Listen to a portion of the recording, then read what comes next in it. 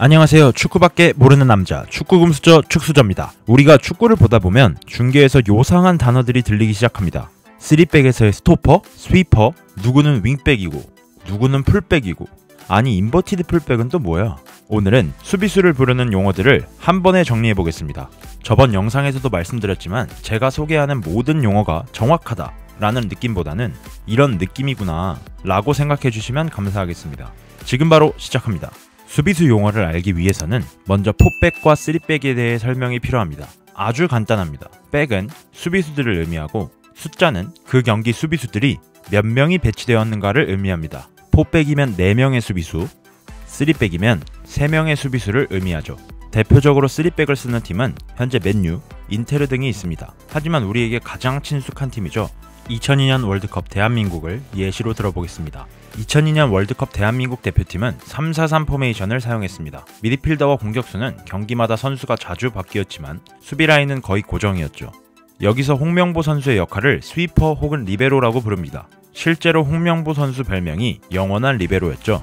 그리고 스위퍼 옆에 있는 2명의 센터백 최진철과 김태형을 스토퍼라고 부르죠.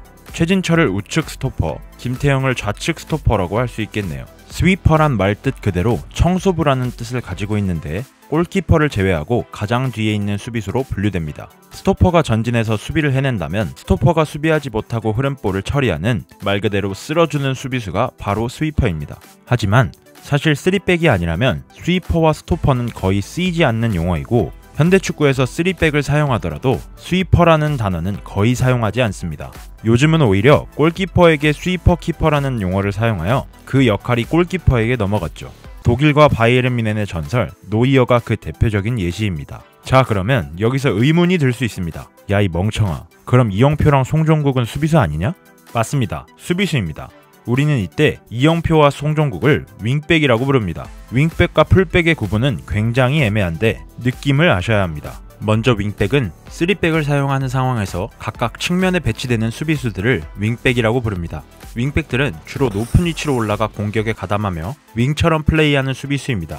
실제로 2002년 월드컵 때 이영표와 송종국 모두 공격적인 역할을 많이 수행했죠. 그리고 이 3백에서 만약 앞서고 있는 상황이라 양 윙백을 수비적으로 내린다면 수비수가 5명인 5백이 되겠죠. 이처럼 3백과 5백은 거의 동일한 의미로 쓰인다고 생각하시면 됩니다. 왜냐하면 3백에서 윙백은 필수로 쓰이거든요. 그렇다면 풀백은 무엇일까요?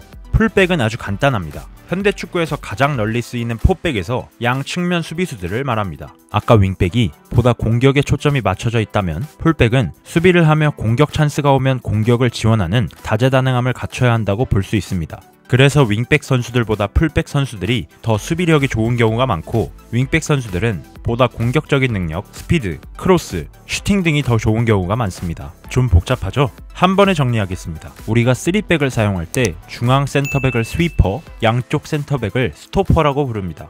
그리고 측면에 위치한 수비수들을 윙백이라고 부르죠. 포백을 사용하면 양 측면 수비수들을 부르는 명칭이 풀백이 됩니다. 간단하죠? 자, 그러면 오늘의 메인 인버티드 풀백입니다. 인버티드 풀백이란 본래 측면에서 활동하는 풀백이 중앙으로 좁혀 들어와 미드필더와 같은 움직임을 보여주는 포지션입니다. 제가 알기로 인버티드 풀백의 창시자는 바이에른 뮌헨에 있던 시절의 펩 과르디올라입니다. 당시 알라바와 람을 중앙으로 좁혀 알론소와 미드필더를 만들기도 했고 오히려 알론소를 라볼피아나로 내리고 람과 알라바를 미드필더로 사용하는 등 풀백을 이용한 여러 변칙 전술을 사용했죠.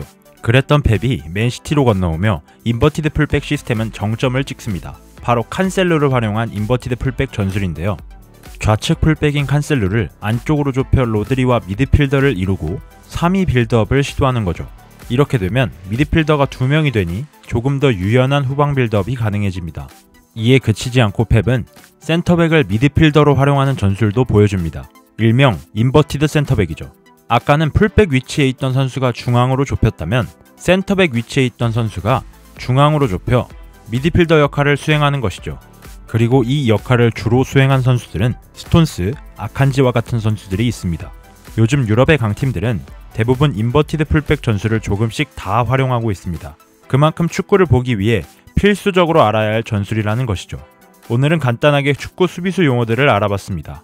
혹시 더 다뤄주었으면 하는 주제가 있으시다면 댓글로 부탁드리겠습니다. 축구 기초용어 수비수편 이만 마치겠습니다. 부족한 영상 봐주셔서 감사합니다.